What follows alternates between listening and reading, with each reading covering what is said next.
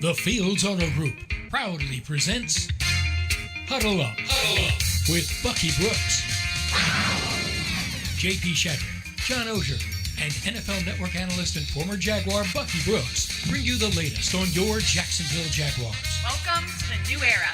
Huddle Up with Bucky Brooks starts right now. It is Wednesday afternoon, and welcome in. It's Huddle Up with Bucky Brooks, JP Shadrick, NFL Network analyst Bucky Brooks coming up. Busy show ahead, a Thursday night football preview. The Jags and the Cincinnati Bengals at 8:22 kickoff time from Paul Brown Stadium tomorrow night in week number 4. A battle of the last two first overall picks, Joe Burrow and Trevor Lawrence. We'll break all that down coming up. The voice of the Bengals, Dan Hoard, coming up in just a few minutes. We'll get his thoughts on the game and a busy football weekend in the city of Cincinnati. The Bengals are at home. The Bearcats are favored on the road at Notre Dame. He's the voice of both teams. We'll get his thoughts on those games, and we'll get some social media questions for NFL Network analyst Bucky Brooks, who joins us now. Good afternoon, and here we are finally almost, a little over 24 hours away from total leather at Paul Brown Stadium, Buck. Yeah, no, it should be a lot of fun, man. This is a big-time opportunity for the Jacksonville Jaguars, regardless of what the record is. It's a national stage. It's an opportunity for Trevor Lawrence and company to really put on their best, to allow everyone to see what is being built down in Jacksonville. So great opportunity. Typically, these Thursday night games have a lot of energy because all eyes are on them. So this should be a great performance for the Jags. Bucky, we've got some news this afternoon. The Jaguars have put out their injury report and game status for this matchup, and we take a look at it here on Huddle Up with Bucky Brooks. Wednesday, Josh Lambo did not practice, not injury-related, personal, and he is out for the game. The Jaguars kicker tomorrow night. Roy Robertson-Harris with an ankle issue, limited today, out, will not play. Trey Herndon is a go. So is Cam Robinson and Andrew Norwell. Those were the 5 players listed for the Jaguars. We'll get to the Bengals players on that list a little bit later with Dan Hoard coming up. But Lambo's out. That means, guess what? Matthew Wright will be the kicker for the Jaguars off the practice squad. He's 4 of 4 with Pittsburgh last year in December with field goals along in the NFL of 46 yards, Bucky. Hey, loving you is right. I don't want to be wrong. So it's his opportunity to go and knock this down. This is a situation that has needed to be shoring up for a while. And so when you think about the importance of the kicking game, particularly as it relates to field goals and extra points, a lot of inconsistency this year from Lambo. So now you have a guy that was on your practice squad, Matthew Wright. You're giving him an opportunity, even on a short week, if he is able to just knock down the extra points and the short field goals, it'll go a long way towards helping the Jaguars maybe get their first win. All right, we are leading off a show with kickers. That's the state of things right now for the Jacksonville Jaguars going into Thursday night football, but plenty of huge storylines coming up for this game tomorrow night. Let's go to Cincinnati now and welcome in the voice of the Cincinnati Bengals, Dan Hoard, joining us. First off, good afternoon. We appreciate the time, and it's great to see you again. JP, Bucky, thanks for having me on. I appreciate it. Yeah, we've got a lot going on. I know it's a busy week for Cincinnati football. The Bengals are hot right now, 2-1. They're tied for first place in the AFC North. The Bearcats have a big road game in South Bend on Saturday, and they're favored in that game. And you're going to be calling both games. That's a lot going on. It is, and I've never seen a football game at Notre Dame Stadium, so this is a bucket list opportunity for me. I've been there. I've walked around the stadium on a snowy day, but to call a game between two teams that are ranked in the top 10 with Cincinnati favored, as you mentioned, it really should be a special day. Bucky, I think he's going to ask you some guys that to look out for in the NFL draft. I'm guessing, Buck. Eventually, we're going to talk about that. But I do want to know more about the Cincinnati Bearcats team, particularly the coach, Luke Fickell. What kind of job has he done there at Cincinnati? Because they are up and going. They are a talented and tough team. Bucky, he's been phenomenal. He could run for mayor and win unanimously in Cincinnati right now. They were 4-8 his first season. They've won at least 10 games every year since. They started this year ranked in the top 10, which had never happened in University of Cincinnati history. And he's got a team that you are going to be studying their players very closely at the end of this year, because I think they could have as many as 9 NFL draft picks. I think they've got 4 guys that are going to go in the first few rounds So when you're a team outside of the so-called Power Five and you have that kind of NFL talent, it's a really strong statement for the job the head coach has done in recruiting and, more importantly, in developing these guys. Like we're turning into Tuscaloosa all of a sudden in Cincinnati, it sounds like. Dan Hoard is with us, voice of the Cincinnati Bengals and the Bearcats. Let's get to this game tomorrow night at Paul Brown Stadium and start off with the quarterback. And, you know, it's a team that this offensive line last year caught a lot of heat after that injury, right? How much change did they make there? How are they feeling about it now up front? And it feels like Joe Burrow, just hearing him talk the other day, is past that. He's stepping out there making throws, and I feel like it looks like at least he's moved on.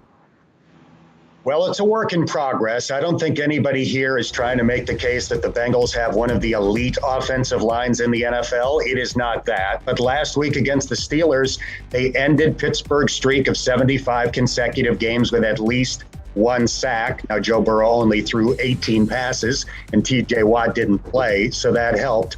But the offensive line play has been getting better. They upgraded at right tackle by signing Riley Reif as a free agent. That's a big upgrade from Bobby Hart, who struggled the last couple of years. For left tackle, Jonah Williams was the first offensive lineman taken in the 2019 draft, and he's been getting better and better. He's had injury problems in his first two NFL seasons.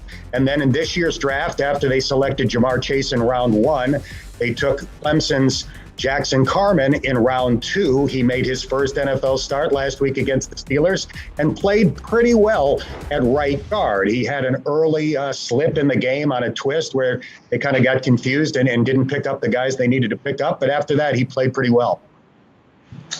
You know, then I've heard Joe Mixon talk to about these skill guys. He kind of alluded to them being the fabulous five when he talked about himself and Joe Burrow, T. Higgins, Tyler Boyd, Jamar Chase.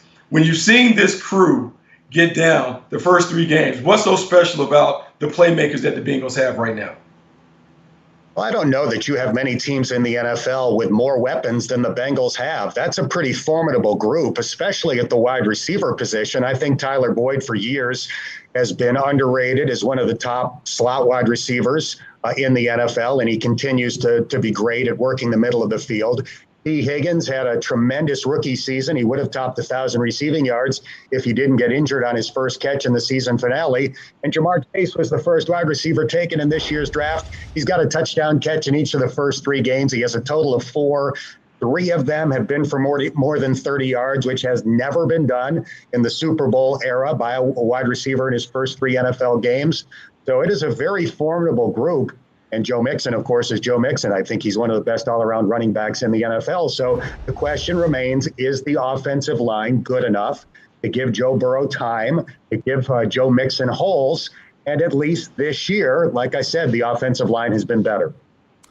Dan Hoard is with us, the voice of the Cincinnati Bengals. Joe Mixon, by the way, second in the league in rushing attempts and carries this year in the running game. Let's flip it to defense now. The last couple of years, the Bengals have committed well over $200 million or so to the defensive side of the ball. And so far, it looks like it's paying off, Dan, with a top 10 ranking through 3 weeks in total defense, top 5 in the league in yards per play passing and rushing, 18 points a game allowed. That's a pretty good start for this group. There's a couple of injury concerns this week with the safety Jesse Bates out. T. Higgins, obviously wide receiver. Awuzie is doubtful for the game. How concerning is the back-end injury situation right now? Well, the loss of Jesse Bates is huge because he never misses a snap. In the previous 3 years, I think he had missed just a handful of snaps in his career. So to go into a game without Jesse Bates is a huge unknown for this Cincinnati defense. He's one of the best safeties in the NFL, tremendous sideline-to-sideline speed. It's hard to complete a deep ball when Jesse Bates is back there. So that has created a bit of a concern in Cincinnati. I would imagine that Brandon Wilson will be the guy that steps up, but it could be Sean Davis. They just picked him up a couple of weeks ago from the Indianapolis Colts. So they have guys that I think they feel okay about, but none of those guys is Jesse Bates. Hey, Jesse Bates is a really good player, but there's another good player on that defense that I've been keeping an eye on for a long time. Sam Hubbard in this front line. How has he been able to make an impact for this defense? You know, Sam Hubbard is one of the great run-stopping defensive ends in the NFL. He has always set a good edge. And in his first 2 years, he was pretty effective as a pass rusher as well. 2 years ago, he had 8.5 sacks, which is obviously a good number, a very good number for a defensive end. Last year, though, he played with an elbow injury, and I think it really affected his ability to get after the quarterback. Couldn't use his arms. He only had 2 sacks, and I think people kind of forgot about him as a result. But he's played very well so far this season. Had a sack on Ben Roethlisberger last week. And coupled with the signing of Trey Hendrickson on the other side of the defensive line, a guy who tied for second in the NFL last year with 13.5 sacks, now you've got guys on both edges who are getting the job done, both as run stoppers and as pass rushers so far this year. Dan Hoard with us, voice of the Cincinnati Bengals. Final thought with you here, Dan. You know, coming off a big win over the Steelers where the Bengals really dominated that game against the Steelers this past Sunday. 2-1 record, Thursday night football. I'm sure the fan base in Cincinnati, what do they call them, the Houday Nation, I guess, they have to be fired up and ready for this game. This is kind of the coming out party for the Bengals after 3 years of building and trying to get this thing right. Is that the feeling in Cincinnati tomorrow night? It is, and we can add an element to that because the Bengals, for the first time in their history, are adding a Ring of Honor to Paul Brown Stadium. So the Bengals have been around for a little more than 50 years. They've never had something in the stadium to honor their all-time greats. So at halftime of the game tomorrow night, they are going to induct their initial Ring of Honor class, which includes Paul Brown, the franchise founder, Anthony Munoz, arguably the greatest offensive lineman in NFL history, Ken Anderson, who Mike Brown, the team president, refers to as the most important player in franchise history because he played quarterback for 16 years here and took the Bengals to their first Super Bowl. And then Ken Riley, one of the most underrated players in NFL history, 65 career interceptions, and he's not in the Pro Football Hall of Fame, which is a travesty. So it's going to be a big night as the team celebrates the legacy of those guys. They will also be honoring the 40th anniversary of the 1981 Super Bowl team, the first Bengals team to go to the Super Bowl. So coupled with a good start and Thursday night football and the spotlight and Burrow versus Lawrence and the return of Urban Meyer and now the Ring of Honor, it's going to be a loud and boisterous crowd at Paul Brown Stadium. Well, Dan, we appreciate you taking out some time on a very busy week for you personally and with the college and the pro game coming up. Have a great call tomorrow night, and we'll talk to you soon down the line. Sounds good. Thanks for having me on. Dan Hoard joining us, the voice of the Cincinnati Bengals. Buck, always a good visit there and a busy man. There's a lot going on in Cincinnati these days, and you know that fan base is fired up as we heard at the end there. Yeah, very fired up. You're right. A lot of things going on. The Notre Dame game is something in its own. That's a nice treat for him. But the Bengals are playing well, and I think the Bengals have surprised a lot of people to go on the road and beat Pittsburgh, to beat them in the manner in which they beat them. I think that was an eye-opener. And so now, national stage, Thursday night game, everyone tuning in to see the 2 number 1 picks at quarterback, Trevor Lawrence and Joe Burrow. A lot of intrigue in this one. And for both teams, you want to make a statement because this is the only time that you get on a national gig. So this is a great opportunity to make a statement about who you are and what your program is about. All right, Buck, plenty ahead. We'll come back in a moment and get into this quarterback matchup. That is the premier matchup. It's the reason why this game is on Thursday Night Football. Joe Burrow against Trevor Lawrence. We'll hear from the Jags quarterback coming up. And Urban Meyer on the coach's show yesterday. Well, he has a little more insight to Joe Burrow than most as he recruited him to Ohio State. Huddle Up with Bucky Brooks is brought to you by Fields Cadillac of Jacksonville and Fields Cadillac St. Augustine, members of the Fields Auto Group. This is Huddle Up with Bucky Brooks on the Jaguars Digital Network.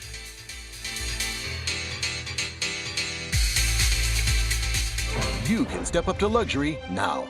Hello, I'm Dan Fields.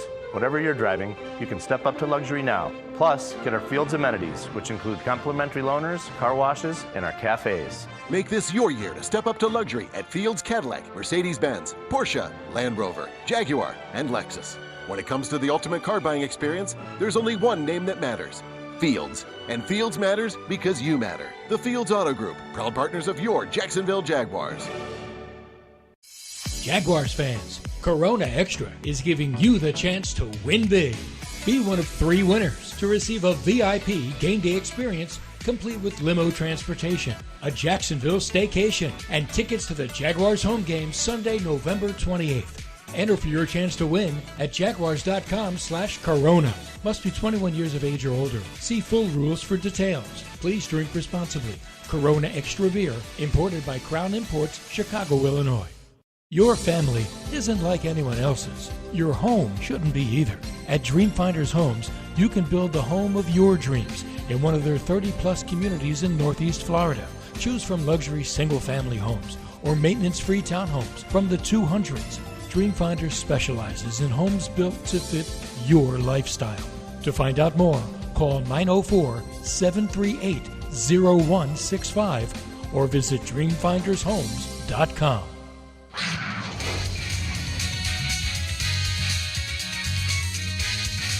Well, there's 3 grades you give athletes as in the NFL draft and recruiting, and it's something I learned over my career. Coach Belichick and I have talked about that many, many times. The one's are physical attributes, and that's, speed, size, strength, etc. The next one's mindset. That's all about competitive spirit, toughness, intelligence, leadership, adaptability, and then you got your character, and that's what kind of person you are. And Joe Burrow is a perfect 5 on everything. I mean, his character is impeccable, his mindset is absolutely impeccable, and his skill set is developed. He was not that way when he came out of high school. He was good. He was a good player, under-recruited, and came in, and just toughness. His family's incredible. His father was a longtime coach. His mom's great. A very close family, and just an absolute competitive maniac. He broke his hand his 3rd year and lost the starting spot to Dwayne Haskins, and Dwayne went to be a first-rounder as well, and Joe went on to be a legendary college player at LSU. That is Jaguars head coach Urban Meyer on the Urban Meyer Show yesterday, discussing Bengals quarterback Joe Burrow. Welcome back to Huddle Up with Bucky Brooks. JP Shadrick with NFL Network analyst Bucky Brooks. Interesting connections there, of course. Urban recruiting Burrow to Ohio State, and he kind of had to wait in the wings, worked his way, had a chance to compete, hurt his hand, and then he goes to LSU, and 2 years later he wins a Heisman Trophy with one of the great offensive seasons in the history of college football. And so Urban has a little more insight to the mindset and the background of Burrow than he would most opposing quarterbacks, Buck. Yeah, he should have a lot of intel on Joe Burrow. Having known him, having recruited him, he should know the ins and outs of Joe Burrow's game. A lot of times guys don't change. They may evolve, they may continue to improve, but there's still some core things that they did in high school that they continue to do. So with Urban knowing that, not only his skill set, but his mentality and how he'll think through and process things, particularly if there are critical situations late in games. How does he think? How does he react? How does he react to being hit? How is he if he has a clean pocket? All of those things can factor into the final, the button-up game plan that you utilize against him. But yes, the intel that Urban is able to provide his coaches and his players should be advantageous for him. Bucky, we were talking to Dan Hoard a moment ago, voice of the Bengals, and you asked him about the weapons on offense. If you're defending the Bengals, who do you take out first as the option on offense for Burrow, at least in the passing game?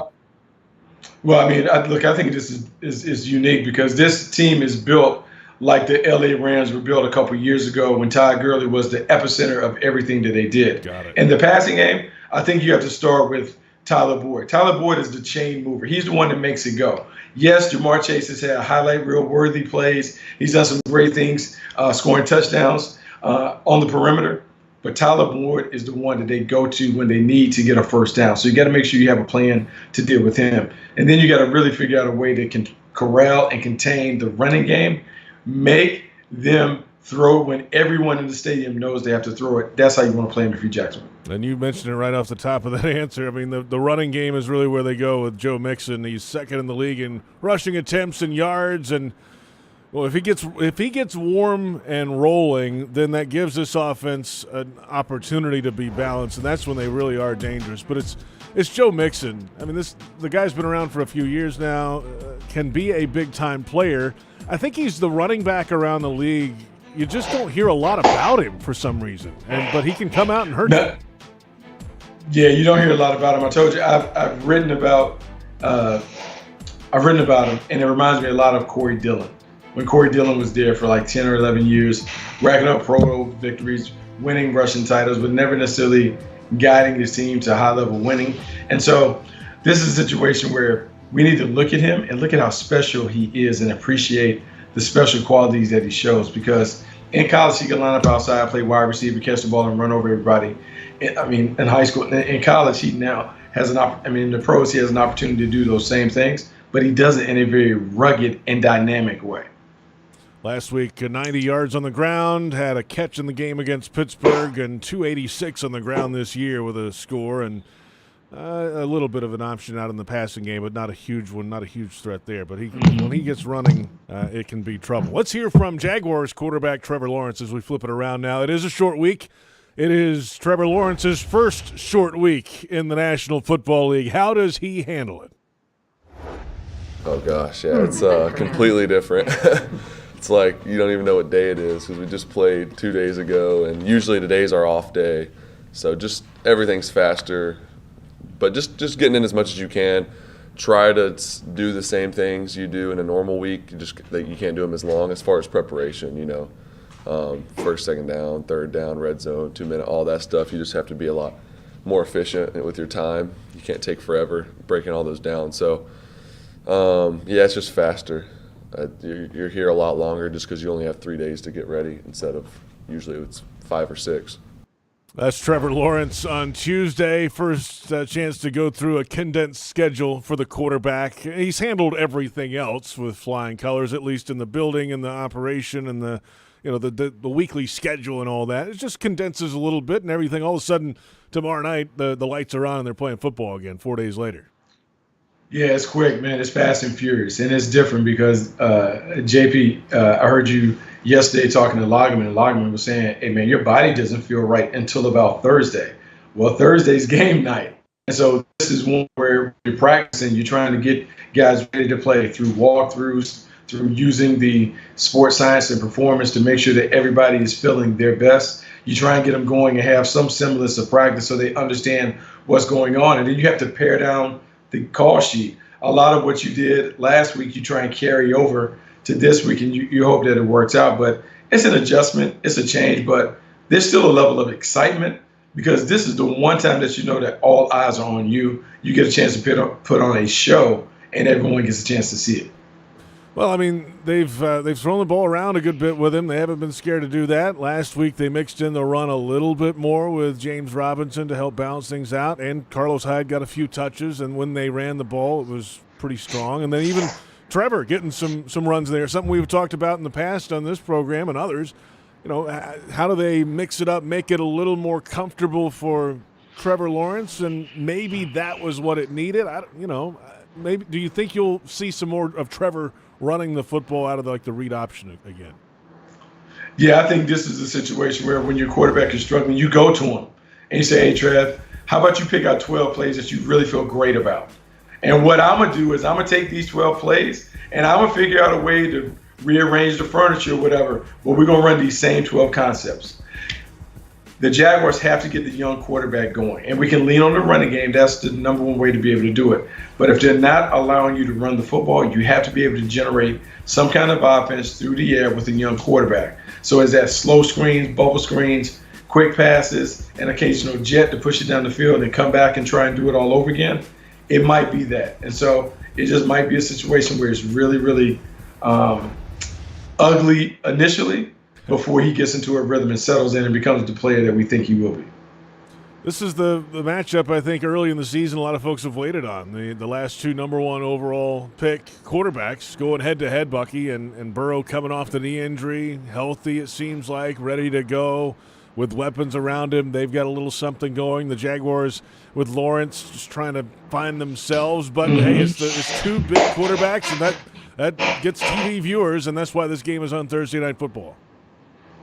Yeah, that is why this game is on Thursday Night Football. This is all about the quarterbacks. Like, no one is paying to see the other guys run around. They come to see the two number one overall picks duke it out in a big-time game. And in a perfect world, what the teams would get a chance to see, two teams up in the 30s, a very exciting brand of football where people come back and tune in next week. So we'll see. We'll see if the Jaguars are able to hold up their end of the deal. Their end is like a bunch of guys running hard, trying to figure it out. And then if they can limit the big plays on defense, this is one they should have a chance, but it comes down to them not committing the DBOs. Don't beat ourselves. Turnovers, penalties, big plays. If they win in those areas, they'll win the game. In the 30s. I like that, Bucky. That would be that would be fun. To see. That'd be fun to watch, right? Absolutely. It'd be even better if you go win the thing and snap the 18-game. How about that?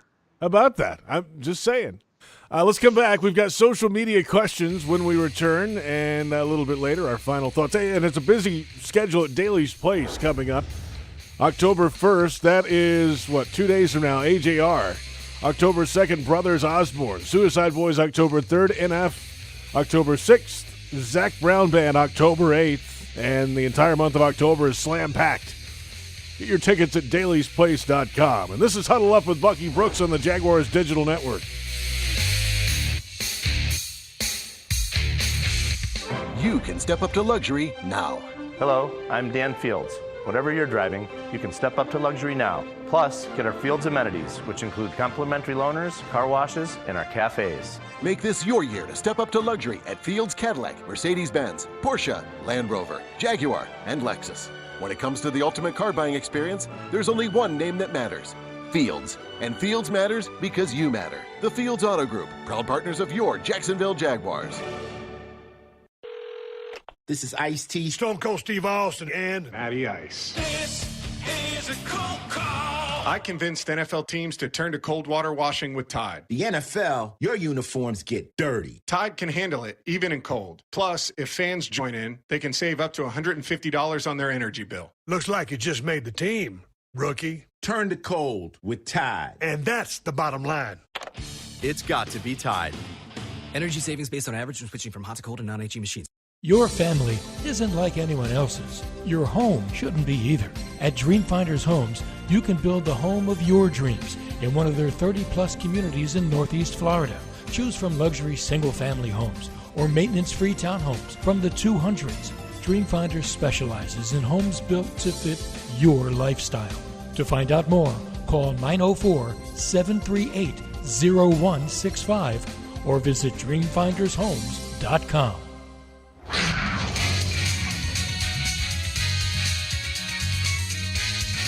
I mean, you just gotta know, man. Everybody watching. You know what I mean? That's the fun part. That's the bad part.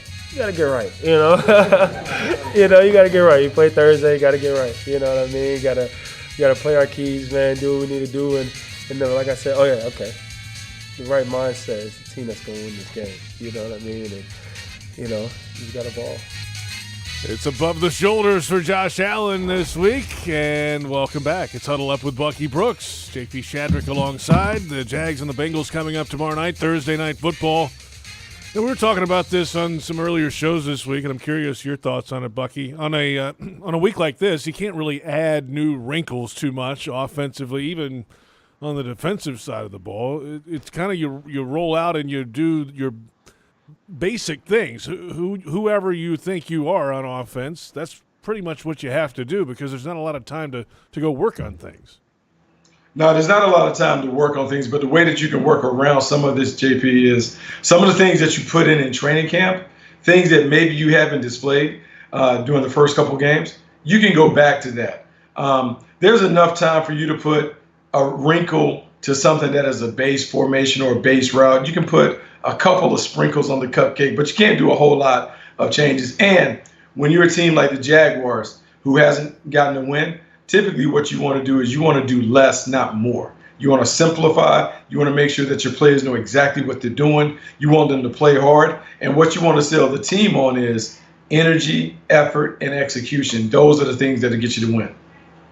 All right, Bucky, I know you love this part of the program each week. It's time for social media questions. We put out the bat signal earlier today, and here's the best we come up with today. At number one in social questions from @YodaClimber1, do you see DJ Chark and James Robinson having more touches this week? Interesting.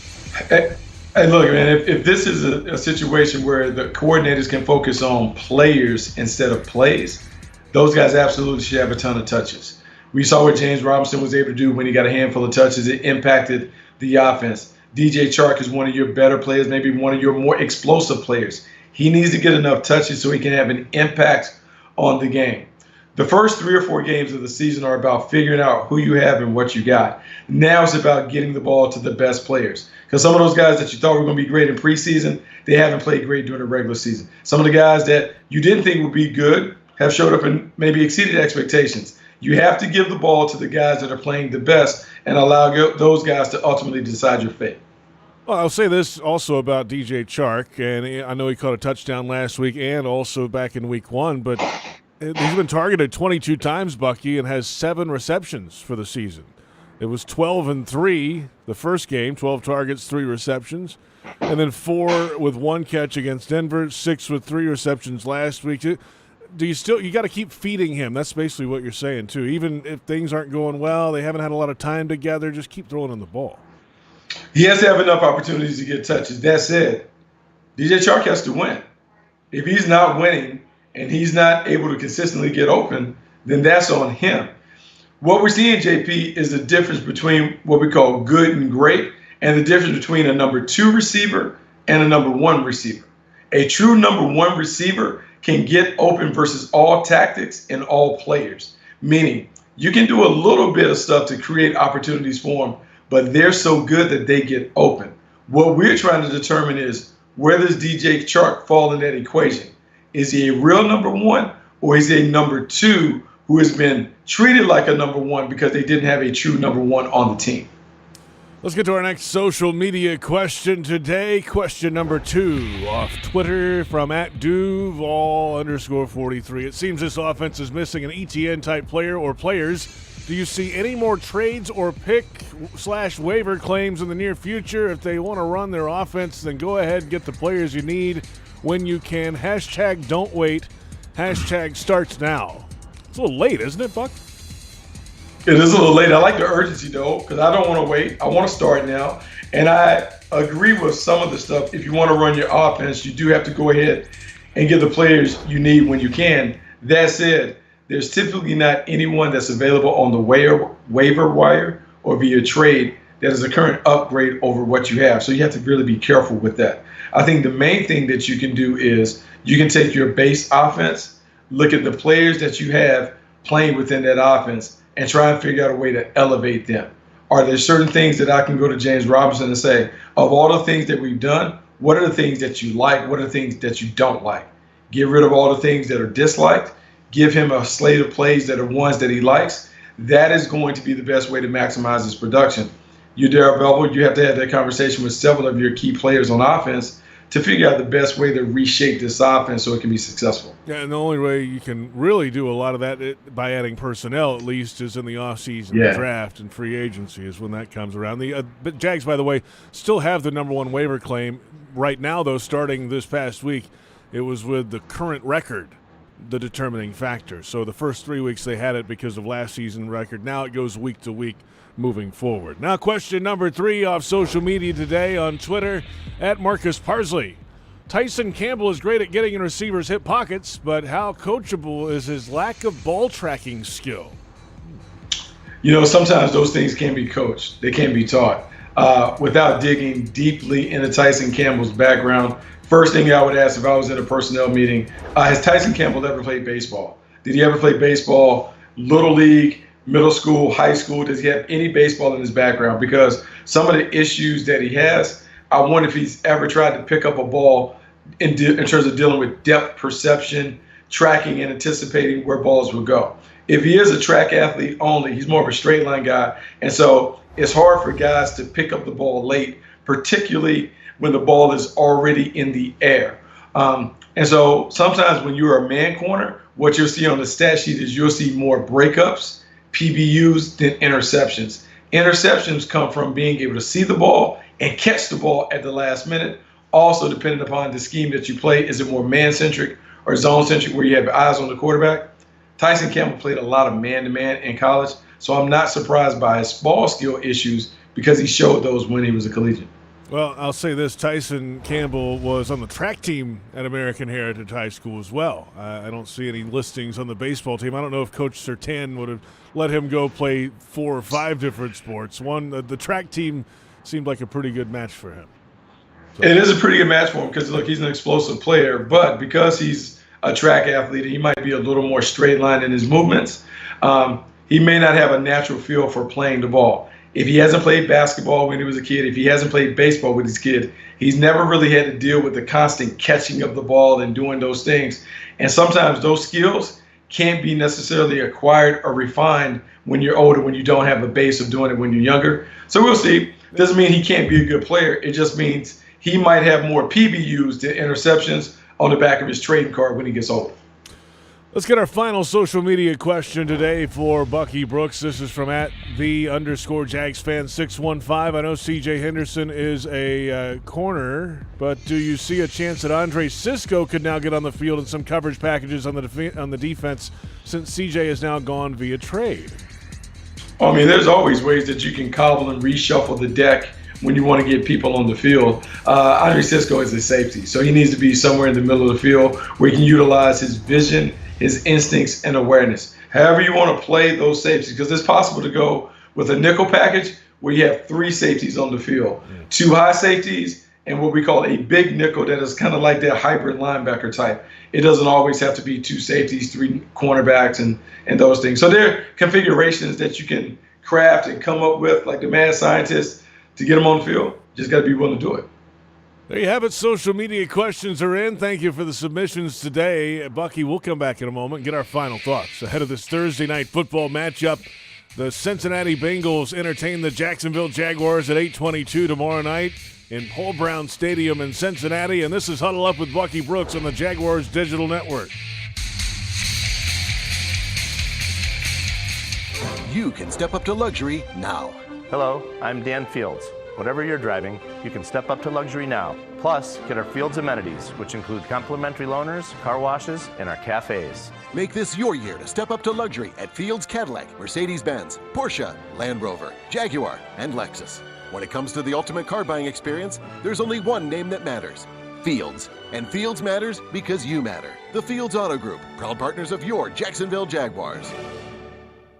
Your family isn't like anyone else's. Your home shouldn't be either. At Dreamfinders Homes, you can build the home of your dreams in one of their 30-plus communities in Northeast Florida. Choose from luxury single-family homes or maintenance-free townhomes from the 200s. Dreamfinders specializes in homes built to fit your lifestyle. To find out more, call 904-738-0165 or visit dreamfindershomes.com. Hard Rock Sportsbook is coming to Florida. Join the Seminole Tribe of Florida and Hard Rock for safe, trusted, and completely legal sports betting. Go to hardrocksportsbook.com to get all the latest details leading up to launch. Play remotely from anywhere in Florida, including on your phone or computer or in person at Seminole Casinos. Want great promotions like free bets, odds boosts, and bonuses? Hard Rock Sportsbook will have all your favorite bets and promotions. Hard Rock Sportsbook, the best place to be a Jaguars fan. Coming soon. Must be at least 21 and physically present in Florida to wager. Concerned about gambling? Please call 1-800-522-4700.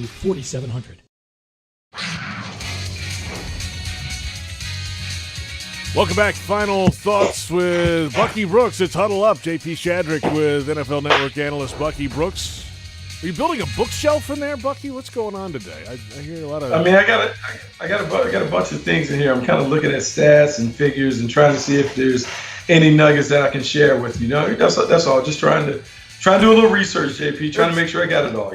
We can always count on you, Bucky. You never stop the grind. The grind continues day in, day out with you. We appreciate that about you. Hey, Bucky, we have a cleat tweet from the Pro Football Hall of Fame account today. They got a new artifact in from Jamal Agnew, his game-worn cleats from the 109-yard kick six last week. They're now on display at the Pro Football Hall of Fame in Canton, Ohio, and that's pretty darn cool. That is real darn cool, but I bet you if Jamal knew that his cleats were going to end up in the Hall of Fame, he probably would have had a little more pizzazz. Like, that's very, as you do it, your alma mater like. That's very plain, no white laces, though, but that's very plain. I think if he knew it was going to the Hall of Fame, he might have picked some that had a little teal, a little splash of gold, maybe his name, some other stuff, You know what's splashy? A 109-yard kickoff or kick return for a touchdown. That's what's splashy. You don't need the shoes when you're running down the sideline with a football in your hand.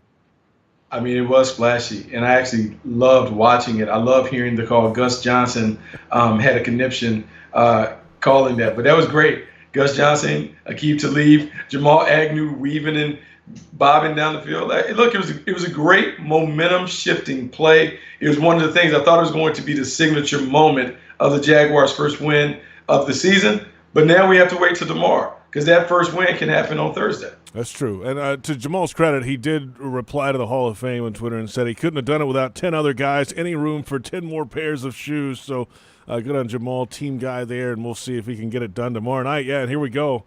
The Jags and the Bengals, Jaguars could use a spark like that. They've had it the last couple of weeks, just haven't been able to take advantage of that, and it's the quarterback matchup we've been waiting on, Burrow against Lawrence. The Bengals are surging at 2-1. They have a chance at least to be a half game up in the AFC North race if they get a win tomorrow night. The Jaguars trying to snap this now 18-game losing skid, 0-3 for this season. And it's tough to go on the road Thursday night. All that combined, what are your thoughts going into this one, week 4? Look, man, I think this is a great opportunity. I think if you look at the game last Sunday, it was a great momentum builder in terms of how the Jaguars played. The effort and energy was great. The execution for the most part of 3 quarters was outstanding. Now it's about trying to figure out, as a young team, how do you go win? Bright lights, big stage, a lot of energy. This is a great opportunity for the Jaguars to get a win, and I fully expect them to play well and to win the game. They're long overdue. I think this is the time that they put it all together. They get their first win on Thursday night against the Bengals. Oh, yeah, Bucky. I like it. We like predictions on a show like this. Okay, so I'm going to tell you, I learned this. It's not all me. I learned this from former Jaguar Andre Rison. He said, look, you might as well guarantee it every week because if you're right, they're going to make you legendary. So I'm going to guarantee it. Jaguars guaranteed to win this Thursday, and then we can play this back and I'll look like a genius. It sounds like Charles Barkley is what it sounds like all of a sudden with the guarantees on NBA on TNT. Bucky, well done as always, and have a great one. I know you're working tomorrow night, right? You're doing the mock game tomorrow, right? Little mock game on Amazon, but I'm doing a little pregame tailgate, a little something with you, post-game show, like we're back on it, right? Like we're all that. We're going late night. We're late night Bucky tomorrow night with post-game phone calls. We'll be on the Public Tailgate show as well in the afternoon. Have a good one. We'll talk to you then, man. All right, guys. Bucky Brooks out of here. Our thanks to Dan Hoard, the voice of the Cincinnati Bengals as well. Joe Fortunato on the audio. Trent Padilla. Yes, Trent Padilla today on the video side. For our entire crew, I'm JP Shadrick. We will catch you next time. Enjoy the game tomorrow night. The Jags and the Bengals coming up. This is Huddle Up with Bucky Brooks on the Jaguars Digital Network.